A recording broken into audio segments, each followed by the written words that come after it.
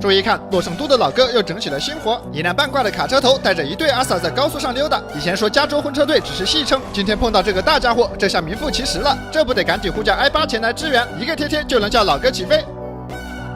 警灯一开，悠哉悠哉，赶快去拿纸，蹲下就开始。欢迎收看《最后的自由》，讲美国老哥最后的自由。现在洛圣都的阿 Sa 发现了一辆可疑的卡车头，在对车牌进行调查后，发现对应的应该是一辆擎天柱，而老哥的这辆车明显货不对版，看来这又是一辆拼好车。而这个大块头既不能拦截，又不能贴贴，简直是个好的不能再好的摸鱼机会。于是加州婚车队的多位阿 Sa 立刻赶到现场。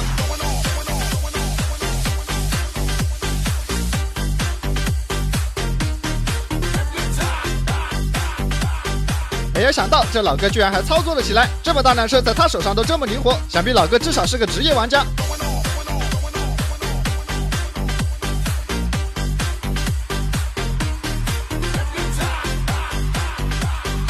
有了这个大块头在手，老哥完全掌握了这场匹配的主动权，直接化身为蒙多，想去哪儿就去哪儿。但尽管如此，回看往期的近800期节目里，卡车头出现的次数不算少，但是顺利脱身的仅仅只有2次。这玩意儿虽说块头大，不容易被截停，但速度却是硬伤，外形又十分显眼，所以真正想走掉并不容易。说好的大块头在这重卡旁边怎么小了一截，倒像是个缩小版的卡车头，和这辆满载的车放在一起对比，区别更是明显。放2张图片大家看一下就知道了。这是因为老哥所驾驶的这辆车没有睡眠舱，所以对比之下显得十分小巧。而这2个类型的车最大的区别就是长途和短途。此时老哥突然一个极限变道，几乎是贴着路牌擦肩而过。这操作与其说是想打阿 Sa 一个措手不及，反倒更像是自己差点错过了高速的出口。不过问题并不大，无论阿 Sa 跟得近还是跟得远，只要不下车，老哥都能立于不败之地。更何况出发前特地检查了一番，剩下的油量带着这对阿 Sa 绕到天黑都没问题。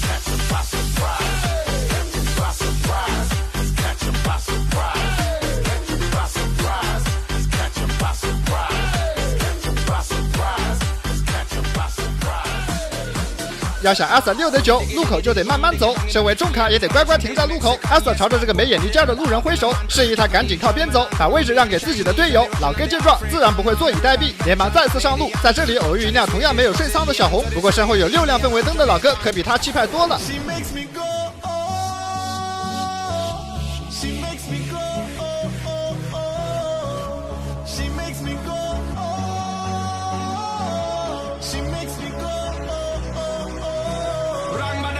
就这气势，这阵仗浩浩荡荡的拉开得有200来米，你说是婚车队一点都不为过。这可真是叫阿 Sa 找到了好活，而且看样子这还不是一时半会儿能结束的事儿。早知道是这样，就应该把晚餐也带上。随着老哥来到这一片物流区，很快便在路上遇到了同款，这才是老哥这辆车完全体的模样。还在上班呢哥？是啊，你怎么还接上婚车的单呢？而就在这个时候，阿 Sa 接到了一个求救的电话。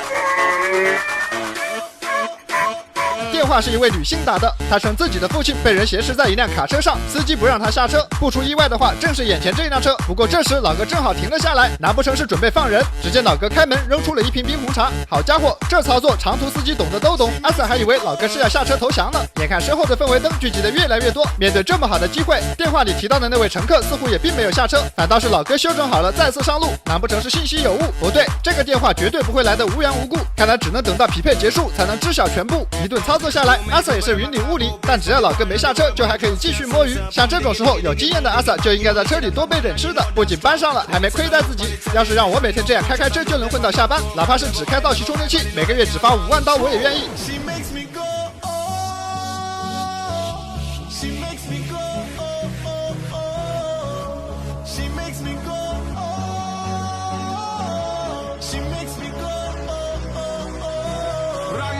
等等，好像有点不对。注意眼前的这栋房子，这在刚才老哥停车的时候出现过。这老哥居然又绕了回来。不仅如此，这一次他也放慢了车速。看来刚才的停车并不是偶然，在这里徘徊多次，想必定是有什么原因。果然，一位穿着橙色衣服的老哥正在和副驾沟通，可能是在问老哥跑了这么久累不累。老哥回应：睡得好自然不累，睡不好的话，建议用大宇 V5 除螨仪轻轻床铺，2-3下就能清干净。世界500强企业，品质实力不用多讲。以前除螨总心慌，就怕漏了脏地方。现有绿光显尘和智能感应来帮光芒，床面干不干净一眼明朗，威武果真很威武，16500帕大吸力，搭配500瓦强电机，还有6大分区，层层出击，再深的尘螨皮屑也无处藏匿。UVC 紫外线加超声波，除螨杀菌100%，配置如此高，市面同类都得数百套，大雨加油省不少。家里常吸真挺好，脏污稀跑，安心睡觉没烦恼，吸口加宽更实在，整床打扫快又帅，远和金滚刷也不赖，毛发缠绕 say 拜拜。女生养宠物，家庭用来超自在，还添加了天然植物芳香，太阳同款热风祛湿强，吸完床铺蓬松又透香，双杯升级设计强，过滤防堵都像样，吸遍全屋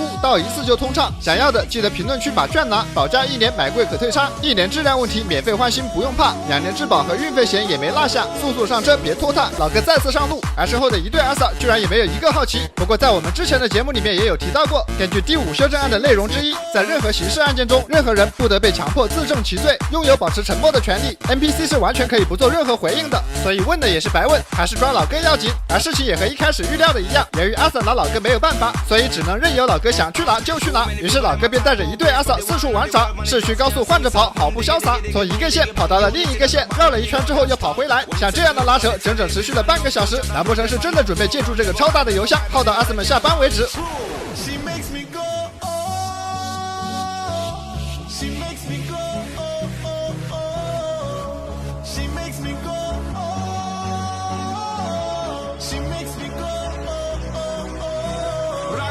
去隔壁县溜了一圈之后，老哥又回到了这条熟悉的路，这让阿 sa 感觉十分疑惑，不明白老哥为什么始终要回到这条路上来溜达。而当这一栋熟悉的房子再次出现时，阿 sa 也察觉到了不对，好家伙，这是3过家门而不入。担心有阴谋的阿 sa 立刻呼叫了队友。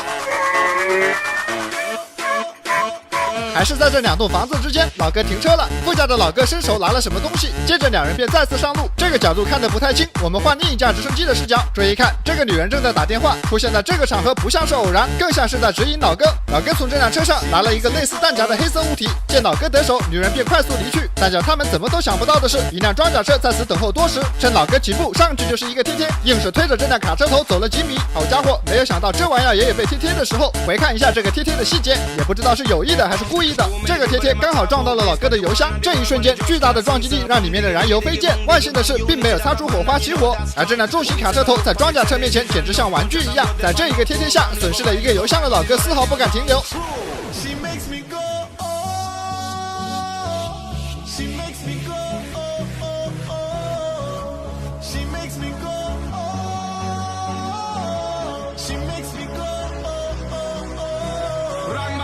说起来也是倒霉，才刚把另一个油箱跑空，这个油箱就被阿 sa 给撞得一滴不剩。在继续拉扯了一番之后，老哥终究是因为没油，将速度慢了下来。目标是警车连忙上前封住路口，装甲车也意识到了老哥的车失去了动力，仗着自己的块头大又可以防弹，直接去到老哥前方封路。一时间，其他的车辆纷纷上前，将老哥这辆车围了个水泄不通。可以看到，为首的4辆车全都是无标识，这是当地派出的一支特别行动小组，专门来协助阿 sa 完成任务的。而当装甲车里的人掏出步枪对准2位老哥时，就意味着这一场闹剧终于结束。2人放弃了反抗，乖乖的下车投降。经过调查，开车的这位老哥名叫比尔法耶德，54岁，他是一名持枪在逃的假释犯，而这一次他将因为汽车盗窃再次入狱，不得保释。而副驾上的这位老哥42岁，名叫理查德梅斯塔，他也将因为汽车盗窃而被捕。